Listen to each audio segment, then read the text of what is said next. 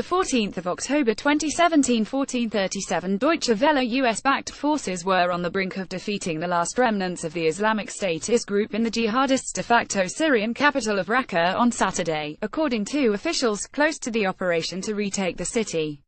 A spokesman for the USIL coalition, Colonel Ryan Dillon, told news agency Reuters that around 100 IS militants had already surrendered and been removed from the city since Friday.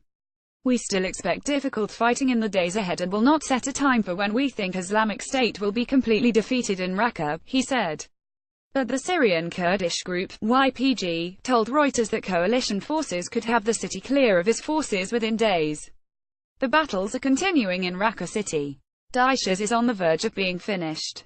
Today or tomorrow the city may be liberated, YPG spokesman Nouri Mahmoud said. Kurdish YPG and Syrian SDF alliance. The YPG is one of the most influential militant groups in the opposition alliance known as the Syrian Democratic Forces (SDF). With US support, the SDF army has been fighting against both IS and forces loyal to Syrian President Bashar al-Assad. The SDF offensive to retake Raqqa started in June with the help of USIL airstrikes and shelling. The street-by-street fight has worn on for longer than many coalition officials had expected.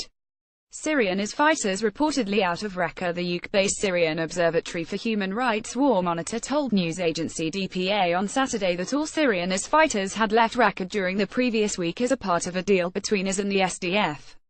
The observatory said that both sides were still negotiating an agreement to transport the remaining foreign IS fighters and their families out of the city.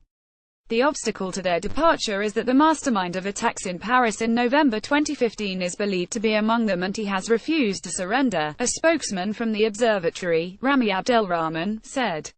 His supporters killed 130 people in multiple terrorist attacks across Paris in November 2015. Copyright 2017, all rights reserved.